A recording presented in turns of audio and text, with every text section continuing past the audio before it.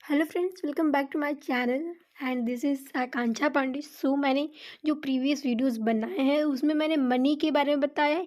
First video में मैंने आपको कॉन्सेप्ट समझाया था मनी का, एंड सेकंड वीडियो में मैंने आपको फंक्शंस बताए थे कि मनी के क्या क्या फंक्शंस होते हैं। और जो थर्ड वीडियो बन रही है मनी के ऊपर, इसमें मैं आपको बताऊँगी मेजरमेंट ऑफ मनी, मतलब हम मनी को कैसे मेज़र करते हैं उसके बारे में हम इसमें डिस्कस करेंगे। तो बिना किसी टाइम के वेस्टेज के आप फटाफट से इस वीडियो को शेयर कर दीजिए अपने फोर्थ सेमेस्टर के जो इकोनॉमिक्स लिए हैं उन फ्रेंड्स को। चलिए फटाफट से हम वीडियो को स्टार्ट करते हैं।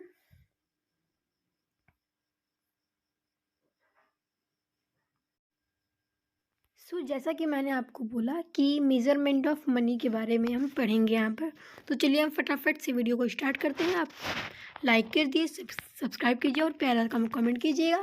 चलिए फटाफट से देखते हैं। यहाँ पर लिखा है, firstly in 1961 first working group of money supply presented the concept related to monetary groups.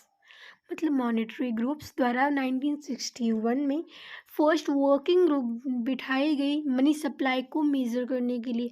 मतलब मनी को कैसे मेज़र करते हैं, अगर हमें मनी की वैल्यू पता नहीं होगी तो हम उससे कैसे कोई चीज़ बाय करेंगे, सेल करेंगे।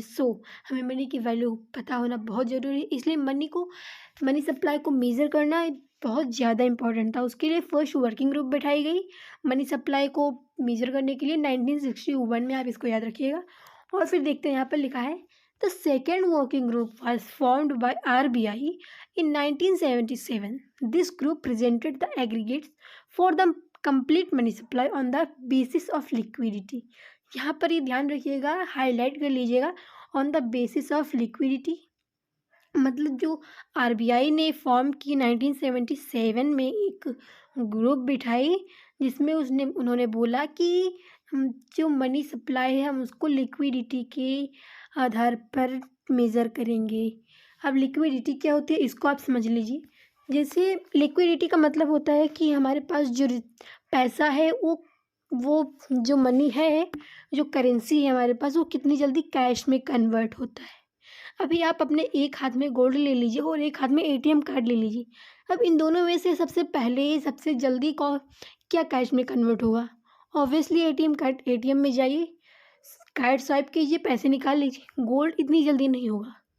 और वहीं मैं दूसरी साइड बोलूँ कि आपके एक हाथ में गोल्ड है और दूसरे हाथ में प्रॉपर्टी के पेपर्स हैं, तो इन दोनों में से सबसे पहले कौन सा कैश में कन्वर्ट होगा? ऑब्वियसली गोल्ड, क्योंकि प्रॉपर्टी इतनी जल्दी तो बिकेगी नहीं। तो इसलिए जो करेंसी, जो मनी हमारे पास होती है, वो कितनी जल्दी कैश में कन्वर्ट हो जाती है उसको हम लिक्विडिटी के बेसिस पे बोलते हैं। तो यहाँ पर यही आरबीआई द्वारा बोला गया कि हम लिक्विडिटी के बेसिस पर मनी सप्लाई को मेज़र करेंगे। इसके मेजरमेंट को हम देखते हैं। तो चलिए देखते हैं। यहाँ पर लिखा है, M1 इज इक्वल टू, जो हमारा फर्स्ट मेजरमेंट है हम उसको कैसे मेज़र करेंगे। यहाँ पर लिखा है, M1 is equal to currency with public plus demand deposit with bank plus other deposit with RBI.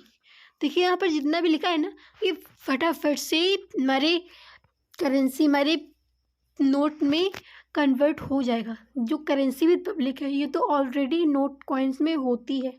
Demand deposit with bank, demand deposit मतलब बैंक में हम जो पैसा जमा करते हैं उसको हम कभी भी निकाल सकते हैं, उसको डिमांड डिपॉजिट बोलते हैं। अगर आप एफडी कराएंगे तो टाइम डिपॉजिट में चला जाएगा, बट डिमांड डिपॉजिट होती है जैसे आपने बैंक में कुछ पैसे जमा करे और आप कभी भी उन पैसों में से निकाल सकते हैं, तो उसको आप डिमांड डिपॉजिट बोलते हैं। तो ये भी हमारा M1 में आ जाएगा। एंड फिर लिखा है अदर डिपॉजिट विद आरबीआई। इसको मैं अभी आपको समझाऊंगी कि जो अदर डिपॉजिट हैं आरबीआई में, इसमें क्या क्या इंक्लूड होते हैं। फिर यहाँ पर लिखा है, M1 is also known as narrow money. मतलब M1 को हम नैरो मनी भी बोल सकते हैं। और फिर दूसरा मेजरमेंट है हमारा M2। इसका देखते हैं। तो इसमें लिखा है M2 is equal to M1 plus demand deposit with post office.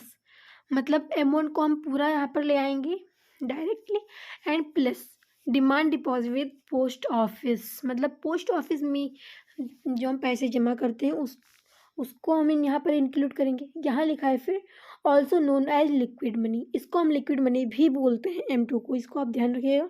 और फिर M3 का हम देखते हैं। तो यहाँ पर लिखा है, M3 is equal to M1 plus time deposit of bank. मतलब हम जो बैंक में एफडी कराते हैं उसको हम बिना उसके टाइम को कंप्लीट हुए हम उसको नहीं निकाल सकते हैं। तो यहाँ पर M1 को हम ले आएंगे, M3 में भी M1 plus time deposit of bank. देखिए इसको हम ब्रॉड मनी भी बोलते हैं। तो M1 को हम बोलते हैं नैरो मनी, M2 को लिक्विड मनी एंड M3 को ब्रॉड मनी। अभी आप लास्ट देख लेते हैं M4 क्या है। तो M4 is equal to all deposits with post office, मतलब जो जितने भी डिपॉजिट्स होते हैं प्लस विद पोस्ट ऑफिस में जो पैसा होता है उसको हम M4 के अंदर इंक्लूड करेंगे। ये देखिए ये जो M4 ये सबसे लेट में हमारा कैश में कन्वर्ट होगा, इसलिए इसको लास्ट में रखा गया है। Excluding national saving certificate, national saving certificate को यहाँ पर हटाया जाएगा, उसको शामिल नहीं किया जाएगा। फिर यहाँ पे लिखा है also known as stock of money and widest measure of money supply, मतलब ये सबसे वाइडेस्ट मेजर है मनी सप्लाई का। इसको हम स्टॉक ऑफ मनी भी बोल सकते हैं क्योंकि ये सबसे लेट में हमारे पास आएगा, नोट्स के रूप में हमारे पास नोट में कन्वर्ट होगा, इसलिए इसको हमने सबसे लास्ट में रखा है। और अभी यहाँ देख लेते हैं, मैंने आपको बोला था कि अदर डिपॉजिट ऑफ आरबीआई में क्या क्या इंक्लूड होगी।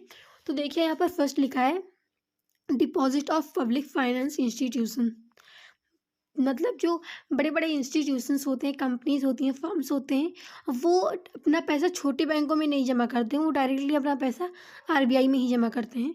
जैसे एग्जांपल के लिए हम देख सकते हैं एचडीएफसी होता है, ये देखिए एचडीएफसी बैंक नहीं, यहाँ पर दूसरा है हाइड्रो डिफेंस फाइनेंस कॉर्पोरेशन, एक कंपनी है।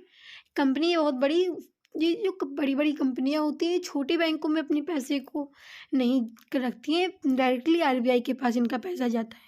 और फिर सेकेंड लिखा है मनी फ्रॉम इंटरनेशनल इंस्टीट्यूशन, मतलब जो हमारे इंटरनेशनल इंस्टीट्यूशन से उनसे जो पैसा आता है, जैसे वर्ल्ड बैंक हो गया, आईएमएफ हो गया, तो इनका पैसा भी डायरेक्टली आरबीआई के पास ही जाता है।